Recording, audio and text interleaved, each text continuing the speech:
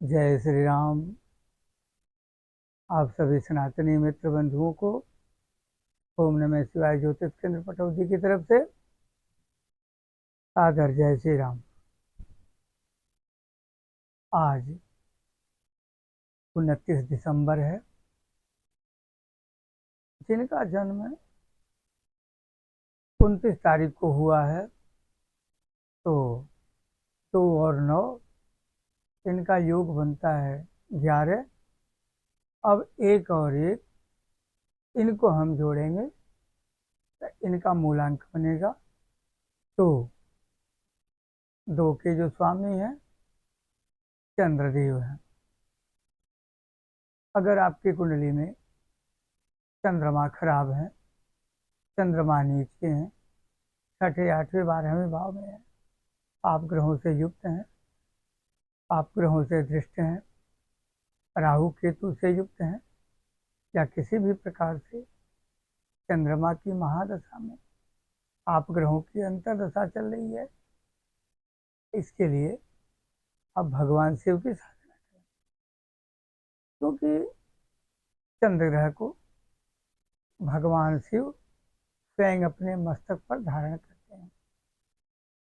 अगर आपने शिव जी को दूध, दही, शहद, घी और मीठा इन पांचों का मिश्रण यानी पंचामृत तैयार करके भगवान का अभिषेक करें।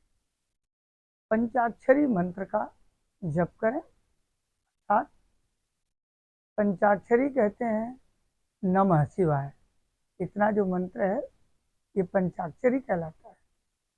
और ओम नमः शिवाय इसको खड़ाक्षरी मंत्र कहते हैं।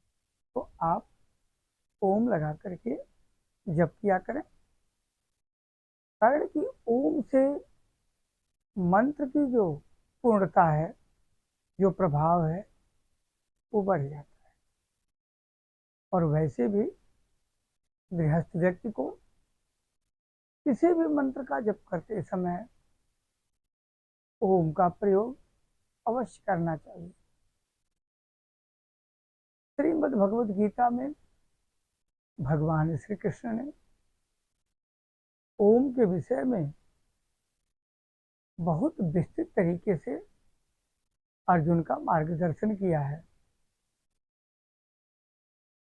ओम के विषय में हमारे सनातन धर्म में बड़ी अच्छी अच्छी व्याख्या की गई है। विद्वानों ने बड़ी सुंदर व्याख्या की है। मित्रों, आज अगर किसी बच्चे का जन्म होता है तो मूल संज्ञक नक्षत्र में जन्म होगा। साथ कली से रेवती और अश्विनी नक्षत्र दोनों का जो है दिन के अनुसार समावेश हुआ है। ध्यान रखें, जब आपका बच्चा अश्विनी नक्षत्र, रेवती नक्षत्र, मघा नक्षत्र, मूल नक्षत्र, श्लेषा नक्षत्र, ज्येष्ठा नक्षत्र इन नक्षत्रों में जन्म लेता है तो उसी को कहते हैं कि ये बालक मूल में हुआ है। मूल में जो बच्चा पैदा होता है उसके लिए धर्मशास्त्रों में मूल शांति का विधान बताया गया है। यानी जिस नक्षत्र में आपका बच्चा हुआ है, चाहे वो रेवती में हो, अश्विनी में हो, अश्लेषा में हो, ज्येष्ठा, मग्गा, मूल, किसी भी नक्षत्र में हुआ हो, उसी नक्षत्र मंत्रों से उसके लिए संपूर्ण अनुष्ठान किया जाता है। और जब हम उस बच्चे के लिए 27 दिन पर, कई बार 26 दिनों के उपरांत, कई बार 27 दिनों पर और कई बार चंद्रमा के अनुसार तिथियां घटती बढ़ती हैं, ये नक्षत्र आगे पीछे भी होते हैं। यानी कई बार 27 दिन के बाद भी इन नक्षत्रों का समावेश होता है। उसी नक्षत्र में हम बच्चे के लिए मूल शांति अर्थात जो मूल संज्ञा का नक्षत्र है उसका अनुष्ठान विद्वानों के द्वारा करवाते हैं। उनकी जानकारी के लिए आज एक विशेष बात बताऊं। कई बार हमारे समाज के कुछ ऐसे गरीब तबके के लोग आते हैं जिनकी सामर्थ्य नहीं होती है मूल शांति वगैरह कराने की। विद्वानों से वो सलाह लेते हैं। विद्वान उन्हें कहते हैं कि मेरे बंधु, आपको मूल संज्ञक नक्षत्र की शांति अवश्य करवानी पड़ेगी। तो कई बार ऐसा होता है कि जो इस नक्षत्र की शांति के लिए होने वाला जो खर्च है वो गरीब व्यक्ति उठाने में असमर्थ होता है। तो ऐसे में जो धर्म शास्त्र है गरीबों के लिए विशेष व्यवस्था तय करता है।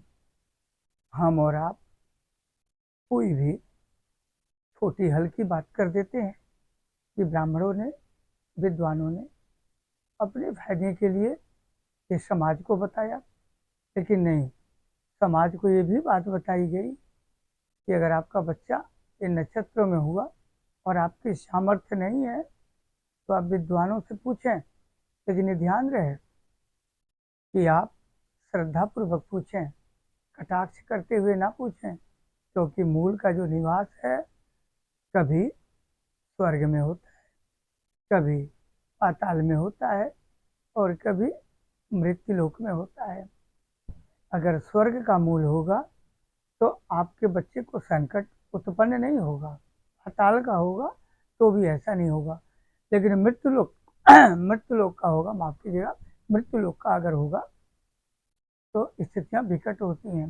ये विद्वान ही इसको तय करेंगे कि ये मूल नक्षत्र की उपस्थिति कहाँ है, किस लोक में है।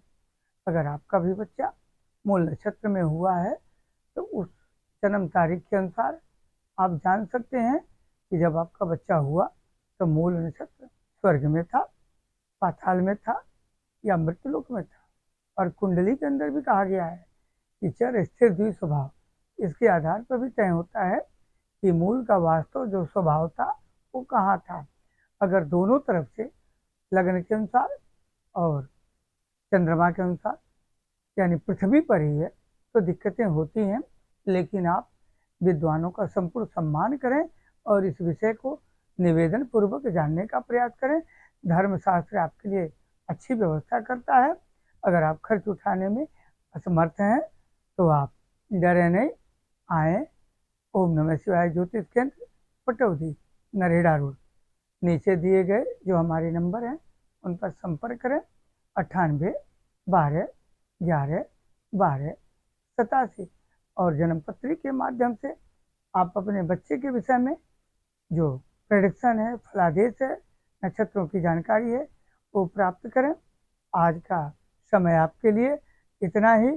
कल नए विषय के साथ, नए कलेवर के साथ, नई जानकारी के साथ पुनः उपस्थित होंगे। आपको अगर ये वीडियो अच्छी लगे लाइक करें, शेयर करें और सनातन संस्कृति के उत्थान हेतु हमारे सहयोगी बने। आप सभी के लिए मंगल कामना। जय श्री राम, नमस्कार।